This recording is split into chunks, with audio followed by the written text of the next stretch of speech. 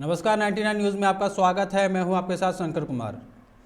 उम्मीदों की लहर के बीच वित्त मंत्री निर्मला सीतारमण ने अपने चौथा बजट पेश कर दिया है, जिससे ब्लॉकचेन और अन्य टेक्नोलॉजी का इस्तेमाल करते हुए इसी साल आरबीआई डिजिटल रुपया जारी करेगी। इससे इकोनॉमी को बहुत अधिक बढ़ावा मिलेगा। उन्होंने कहा कि पूंजी निवेश से रोजगार बढ़ाने में बड़े उद्योगों और एमएसएमई दोनों से मदद मिलती है। महामारी के असर से बाहर निकलने के लिए यह जरूरी है, निजी निवेशकों की क्षमता बढ़ाई जाएगी।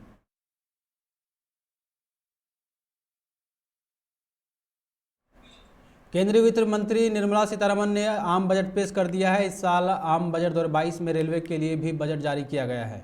इस आम बजट में रेलवे को बड़ी सौगात मिली है। अगले 3 वर्षों के दौरान बेहतर दक्षता वाली 400 न्यू जनरेशन की वंदे भारत ट्रेनें चलाई जाएंगी। अगले 3 वर्षों के दौरान 100 एमपी गति शक्ति कार्गो टर्मिनल विकसित किए जाएंगे। इसके अलावा मेट्रो सिस्टम के निर्माण के लिए नए तरीकों का कार्यान्वयन किया जाएगा। वित्त मंत्री निर्मला सीतारमण संसद में बजट पेश कर कहा कि समग्र कल्याण हमारी प्राथमिकता है। इस बजट में निजी निवेश को बढ़ाने का लक्ष्य रखा गया है। उन्होंने कहा कि एलआईसी के आईपीओ पर तेजी से काम चल रहा है। इस साल निजीकरण को और बढ़ावा जाएगा। पूंजीगत व्यय बढ़ाने से देश की आर्थिक रिकवरी को बढ़ाया जाएगा। इससे पहले इसी साल सरकार ने एयर इंडिया का विनिवेश पूरा किया था।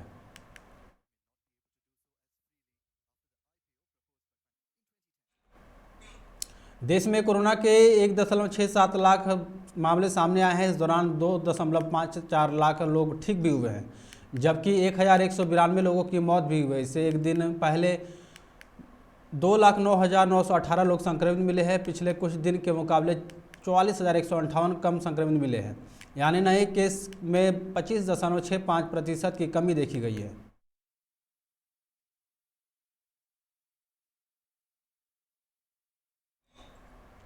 नोएडा के सेक्टर 50 में रहने वाले एक पूर्व आईपीएस अधिकारी के घर पड़े आयकर विभाग के छापे में निजी बेनामी लॉकरों में से अब तक 3 करोड़ रुपए कैश बरामद किए गए हैं। घर के बेसमेंट में बनाए गए इन प्राइवेट लॉकर में से एक लॉकर में करीब 2 करोड़ रुपए और बाकी 2 लॉकरों में अलग अलग 30 से 35 लाख रुपए आयकर विभाग की टीम ने बरामद किए हैं।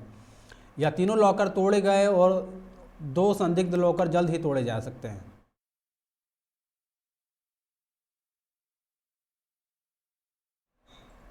रक्षा मंत्रालय की एक नई पहल के तहत ऑनलाइन मेडिकल कंसल्टेंट प्लेटफॉर्म के माध्यम से दिल्ली में स्वास्थ्य सेवाएं लेने वाले रिटायर्ड सैनिकों और सेवारत सैन्य कर्मियों के लिए आज दवाओं की होम डिलीवरी शुरू होगी।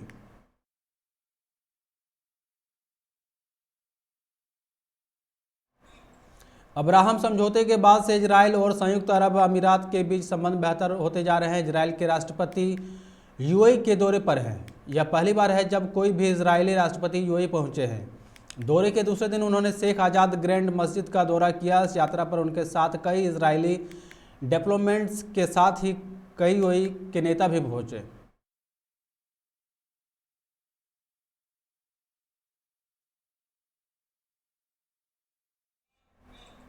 भगवान श्री कृष्ण की नगरी में मौनी अमावस्या पर आज श्रद्धालुओं ने यमुना में आस्था की डुबकी लगाई। ठाकुर बांके बिहारी मंदिर में भी आराध्य के दर्शन को श्रद्धालुओं की भीड़ उमड़ी।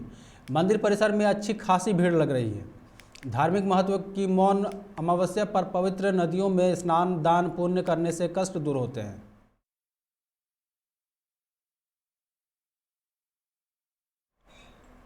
उत्तराखंड विधानसभा चुनावी रण सज चुका है। सभी दलों के प्रत्याशी चुनाव मैदान में कूद पड़े हैं। मतदान को अब केवल 13 दिन बच गए हैं। चुनाव में खड़ी पार्टियों के प्रत्याशी केवल 11 दिनों तक ही प्रचार कर पाएंगे, जो पहाड़ की विषम भौगोलिक परिस्थितियों में किसी चुनौती से कम नहीं है। लेकिन अभी तक किसी भी दल ने अपना घोषणा पत्र नहीं निकाला है। इन दलों के पास पहाड़ के विकास का मॉडल क्या है, जीतने के बाद 5 साल तक या किस विजन डॉक्यूमेंट्स पर काम करेंगे, इसका दूर दूर तक पता नहीं है।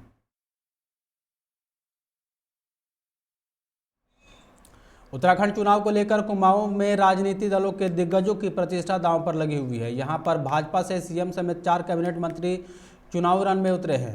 वहीं कांग्रेस से पूर्व सीएम समेत 3 कार्यकारी अध्यक्ष भी चुनावी मैदान में ताल ठोक रहे हैं।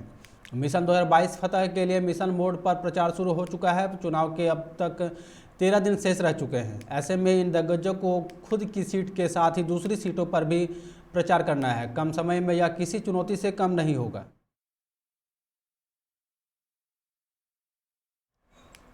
पंजाब में सीएम चेहरा के लिए आम आदमी पार्टी के बाद कांग्रेस ने भी पंजाब में मुख्यमंत्री पद के चेहरे को लेकर लोगों की राय जाननी शुरू कर दी है। इसके लिए प्रदेश के लोगों को फ़ोन भी किए जाने लगे हैं। पूछा जा रहा है कि आप मुख्यमंत्री पद के उम्मीदवार के रूप में चरणजीत सिंह चन्नी को देखना चाहते हैं या नवजोत सिंह सिद्धू को, या फिर आप चाहते हैं कि पंजाब में कांग्रेस बिना मुख्यमंत्री चेहरे के ही चुनाव लड़े।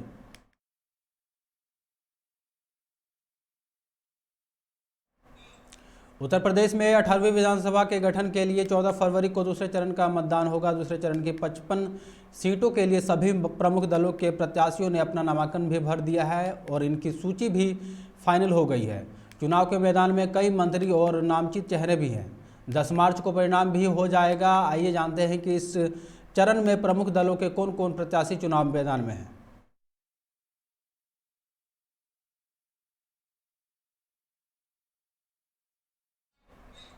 खबरों में फिलहाल इतना ही। आप देखते रहें 99 न्यूज़। नमस्कार।